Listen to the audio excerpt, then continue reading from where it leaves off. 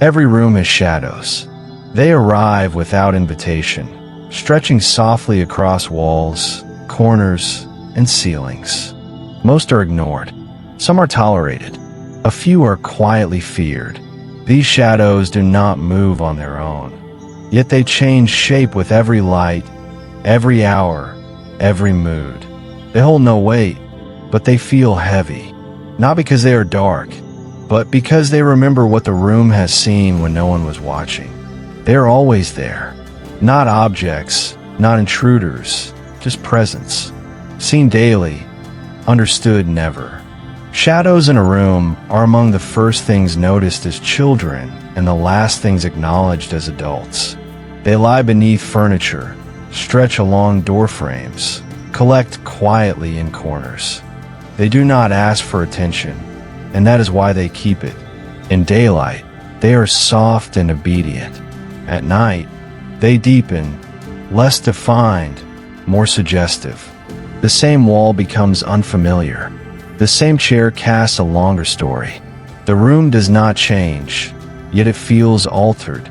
Shadows are not things. They are absences shaped by light, and yet, the human mind treats them as presences. Something is there. Something remains. In moments of stillness, shadows seem to watch without eyes. They do not threaten, but they do not reassure. They exist in the space between knowing and imagining, between safety and uncertainty.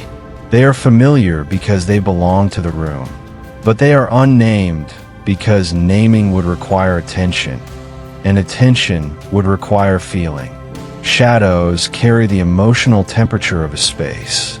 In calm rooms, they rest gently. In tense rooms, they sharpen. In lonely rooms, they stretch further than necessary.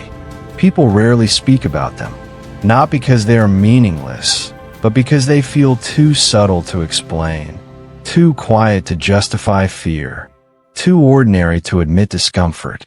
Yet every shadow is a reminder. Nothing in a room is ever fully illuminated, and nothing in a human mind ever is either. They are born from light, from interruption, obstruction, and distance. Just like memory, a shadow exists only when something stands between light and space. An object blocks illumination, and darkness appears, not as an entity, but as a consequence. The human mind learns this early. Safety is light. Visibility is control. Darkness becomes what remains when something interrupts understanding. Rooms collect shadows the way lives collect moments left unresolved. A wardrobe blocks a window. A curtain folds imperfectly. A lamp shifts slightly out of place. And suddenly, darkness has shape. Over time, the room learns its shadows. They appear in the same places, at the same hours. Predictable, familiar, almost routine. So does the mind. Memories that were never fully processed begin to cast emotional shadows. Not traumatic enough to dominate awareness. Not harmless enough to disappear. They stay at the edges, shaped by experience, sustained by repetition. Shadows in a room are not accidents. They are patterns. They repeat because the conditions that create them remain unchanged. A person does not fear the shadow itself. The fear comes from recognition without clarity. Something feels present, but its origin is unclear. Just like emotions that were never named. Just like questions never asked. Just like grief never given a place to sit. Shadows are where the room stores what light cannot reach. And the room, quietly, becomes an archive. Not all fear is loud. Some fear whispers through corners and waits to be noticed. The human brain is trained to complete incomplete information. When visibility decreases, imagination increases. Shadows invite interpretation without offering answers. This is not imagination run wild. It is survival.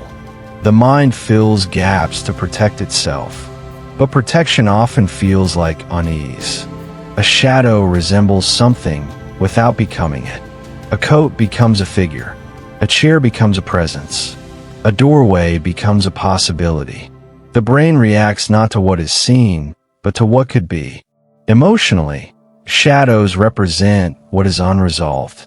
They are neutral by nature, but psychologically charged by association.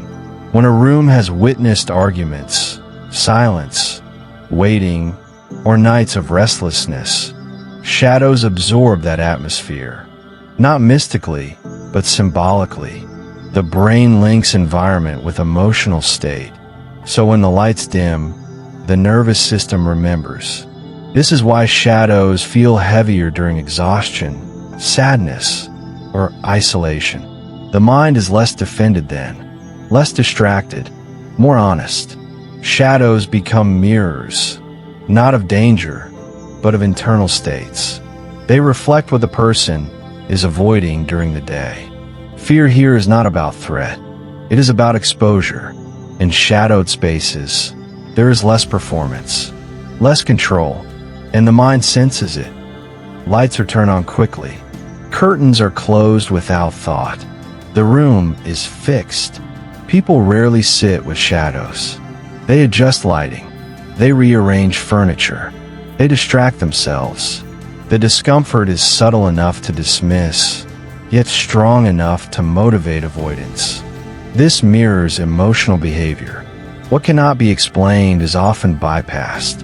What feels uncomfortable is minimized.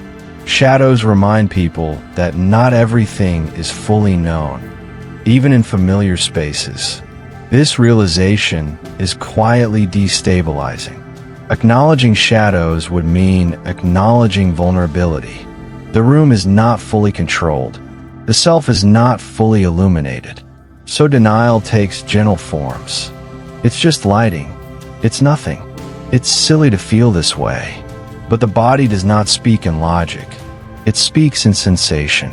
Tight shoulders, restless sleep, a sense of being watched, not by something external, but by something internal waiting to be recognized. Avoidance keeps the shadow intact. The light may change, but the pattern returns. Because shadows are not problems to solve. They are signals to observe. And observation requires stillness, something modern minds resist deeply. Nothing dramatic happens. No revelation, no relief. Only noticing. There comes a moment, not intentional, not forced, when a shadow is seen without urgency. It is noticed as part of the room, not as a threat. The chair is still a chair. The wall remains a wall. The shadow does not advance or retreat. It simply exists. This moment changes nothing externally, but internally, something softens. The mind stops projecting and starts observing. Recognition does not remove discomfort. It reframes it. The shadow is no longer a message to decode, but a presence to acknowledge. Psychologically, this is awareness without judgment. The shadow becomes symbolic rather than frightening. It represents the parts of experience that were never dangerous, only unattended. The room feels slightly more honest, less curated, more real. This is not healing. This is coexistence. The shadow stays, but it no longer needs to perform, and neither does the mind. Light returns. Shadows remain.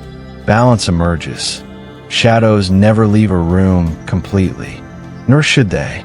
They are proof of dimension, of structure, of reality. A room without shadows would feel flat, artificial, unreal. The same is true for inner life. Total illumination leaves no depth, no nuance, no privacy. Living with shadows means allowing complexity, letting certain emotions exist without interrogation, accepting that not everything needs clarity to be valid. The shadow becomes a quiet companion, a reminder that the room holds history, that the mind holds layers. Nothing is fixed, nothing is resolved, but something is understood. And sometimes, understanding is enough to let the night pass without fear. The shadows in the room will return tonight. They will stretch, shift, and settle into familiar places. They will not ask to be noticed, but they will be there, holding the shape of light, memory, and silence. Not as enemies, not as warnings, just as reminders that even in stillness, something is always present.